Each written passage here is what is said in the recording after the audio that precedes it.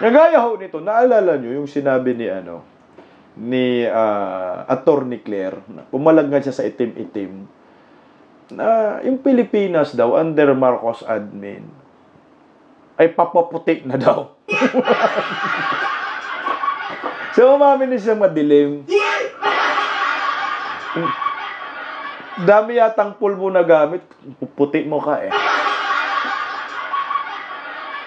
Kasi nga, sabi ko nga sa inyo, yung political ads si Senator Amy, katotohanan lahat yung laman ng political ads. Totoo talagang mahirap ang Pilipinas. Totoo talagang nasa madilim ho tayo na kinabukasan. Again, yung hindi lang totoo, yung plastikan lang talaga sobra-sobra. Ngayon, pahiya ka dito, Attorney Claire.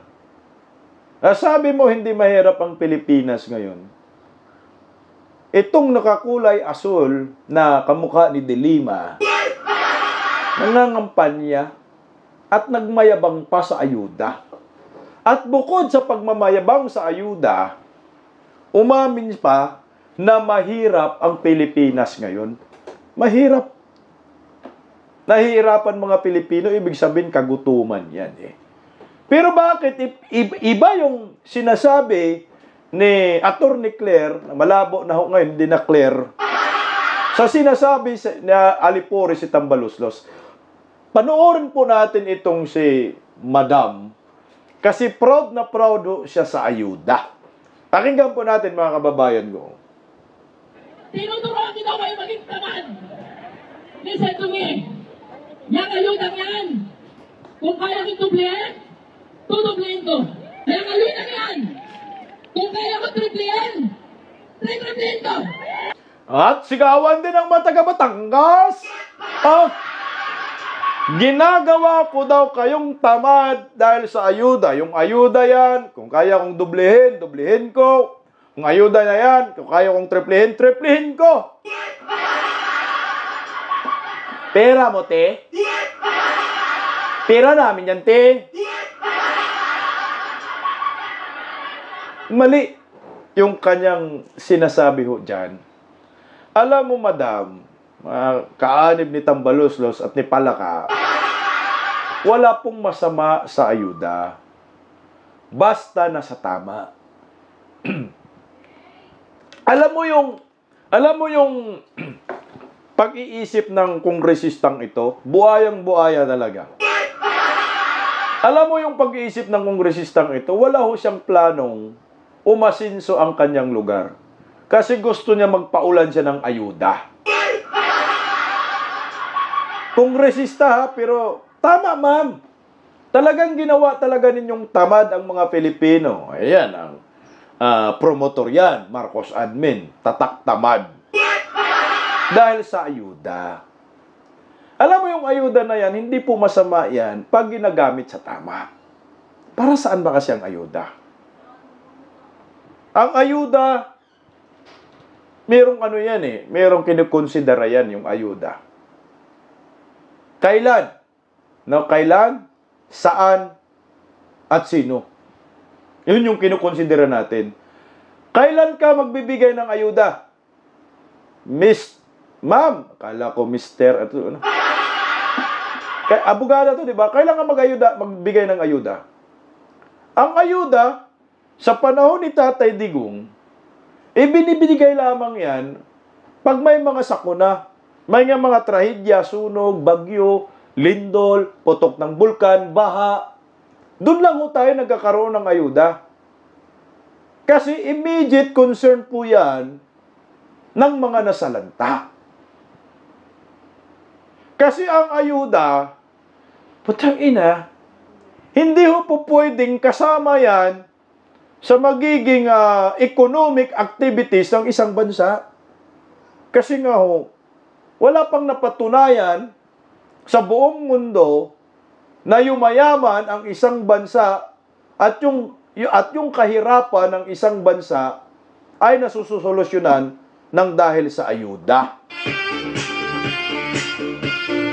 Diba? Kung wala pang ganong pag-aaral. Pangalawa, Di ba? Kailangan magbigay ka dun sa mga nasalanta. Saan? Sino ang bibigyan ng ayuda? Saan ka magbigay ng ayuda? Saan mo na? Saan ka magbibigay ng ayuda? Kailan, saan, at sino? Sa saan tayo? Saan ka magbibigay ng ayuda? Abaw, siyempre, doon sa mga lugar na nasalanta. Hindi man po pwede na magbigay ka ng ayuda na nandoon yung bagyo sa Antipulo, Baha, Marikina, San Mateo, Baha, ang ayuda napunta sa Davao. Buang!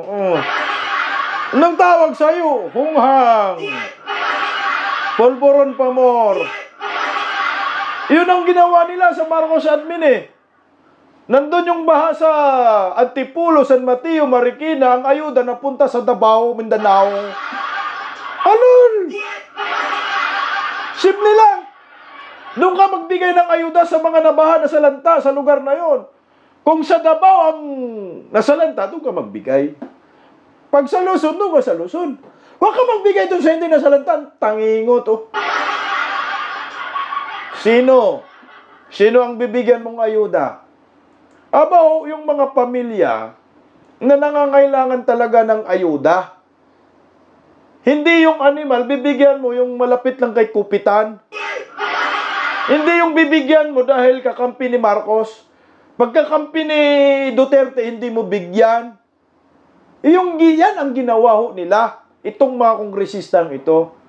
Ginagamit nila yung ayuda sa pamumulitika para sila ay iboboto. Pero pag tinignan ho ninyo, ma'am, talagang ginawa ho ninyong tamad ang mga Pilipino dahil sa ayuda na yan. Tingnan mo, ha? Teka, ma'am. Ilang taon na ba kayo nang-aayuda? Kamusta ang kilo ng bigas? Kamusta ang ekonomiya? Nagkaroon ba ng mga trabaho yung binigyan ng mga ayuda? Umasinso na ba sila?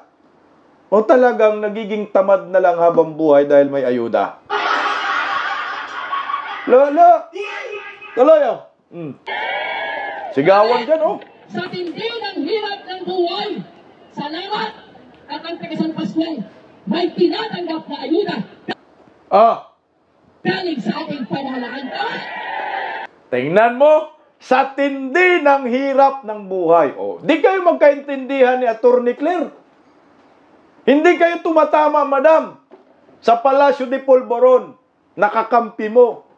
Akala ko ba hindi mahirap ang Pilipinas ngayon? Pero yung word na ginamit mo, sa tindi ng hirap ng buhay, kailangan daw may ayuda. Ay, di siya rin yung umamin. Sabi ko nga sa inyo, mahirap talaga ipagtanggol ang gobyernong Marcos. Totoo talaga. Yung katotohanan, lalabas talaga eh. Galing lang po sa mga bunganga ho nila na matindi ang kahirapan ngayon. Sa tindi ha, sa tindi ng kahirapan ngayon, kailangan ng ayuda. O, di umamin kayo. Na walang ginawa ang gobyernong Marcos. Bakit po ma'am nagkaroon ng kahirapan ngayon? Bakit po ma'am nasabi mo na matindi ang kahirapan ngayon? Dahil po sa ayuda. Dahil sa ayuda. Tumitindi ang kahirapan ngayon dahil sa ayuda, dahil yung sanang pundo na mapunta sa mga infrastructure project, sa mga buildings, tulay, mga riles, at kung ano-ano pa sanang proyekto, farm to market road, mga gymnasium, hospital, clinic, hindi doon napunduhan eh. Isa na po yung Mindanao dyan na nagsikaripisyo. Walang proyekto ang malalaking, walang pondo ang mga malalaking proyekto dyan sa Mindanao. Kinuhaan po ng budget dahil animal, tinaplak dyan sa ayuda. Dahil malaki ang kupit sa ayuda, instant. Di ba kayo na magbibigay ng ayuda kung wala yung kita, buwang? Kahit hindi nyo pira. Nang dahil sa ayuda, hirap ang bayan eh. Hindi makausad-usad ang ekonomiya. Infrastructure, walang nagawa. May nagawa, panahon ni Tatay Digong. Yung wala ng pondo, hindi na itinuloy. What for example, LRT Cavite Extension. Hanggang Las Piñas na lang, Paranaque. Bakit? Wala ng pondo, kinain na ng mga buhaya. Kasi imbis na ipagawa dyan, ang ginawa ho ninyo, iniayuda ho ninyo. Yan ang totoo. At tuloy ho. Hindi naman porket ang taga San Pascual. Nakataga mga Alex. Hindi naman porket taga San Pascual. Nakataga ng Dupad. Ay, titigil na nagtrabaho. Ay, subukan na. Ma'am, tumigil talaga, ma'am. Mag-ikot ka, ma'am. Naging tamad na, ma'am. Hindi lang po dyan sa San Pascual, Batangas. Buong Pilipinas, ang mga tao nagiging tamad. Butang na, lingguhang ayuda eh. Ang nangyari pa, ma'am, nabigyan nyo pa ng pangsinghot. Wala nang pangit, hindi na nagpapagod. Puta, nagpapalaki na lang ng itlog eh. Yung iba nga dyan, naglalaro na ng scatter, ma'am. Oh, ayuda, pang scatter na naman ako. Ang dami. Yes, salamat sa ayuda. May pang scatter na naman ako. Pag tinignan mo yung mga ganun, puta, mga adik, oh. Ang mukha, wala nang tulog. Isa kasing hot siguro, eh. Ay, mga teacher, umuutang para sa iyo. Tama, umuutang para sa ayuda. Alam mo, nakakalungkot yung ganitong ng kanyang paninindigan bilang isang leader ng kanilang lugar. Putang ina, magiging tamad kayo habang buhay dyan. Sari-sari, salamat sa pakulay. Kaya sabihin mo, huwag kayo magiging tamad. Tamad na po, ma'am. Nangunguyakoy na po, ma'am. Laki na daw ng itlog ng asawa ni Timmy. Sorry, te, ha? Kapitbahay na lang, te, ha? Sabi pa nga ng ito nga, ma'am, ang nangyayari ngayon, ma'am. Yung Bombay, nabibiktima rin, eh. Sabi ng mga utangero, mga tambay, bay, pautang, bay? Sabi, anong pambayad mo? Bay, linggo ang bayad, bay. Saan ka kukuha? Ayuda, bay. Oh, akap, tupad, AX. Uy, dami, oh. Papautang din yung Bombay. O, lingguan singilan. Lingguan bayad. Lingguan may ayuda, eh. Mali nga yung ayuda ninyo, ma'am, eh. Dapat yung binibigyan ninyong ayuda, yung mga nagtatrabaho. Doon na lang sa mga masisipag. Puta, puro tamad binibigyan ninyo, ma'am, eh. Ginawa niyong tamad talaga, oh. Subukan lang. Subukan. Hindi kayo nautas. Nautas ng dilat ang mata. At gusto lamang mangyari ni Beatrix. Sa tindi ng hirap ng buhay. Ano ba naman? Yung paminsan-minsan na 2,000. Paminsan-minsan 5,000. Kayo'y huminga. O, tingnan mo. Inulit muli niya. Sa tindi ng hirap ng buhay. Umaming ka rin ni Mal. Maliwanag, guys, ha? Inulit-ulit na niya. Sa tindi ng hirap ng buhay. Sa 3,000, sa 5,000 ay makahinga man kayo.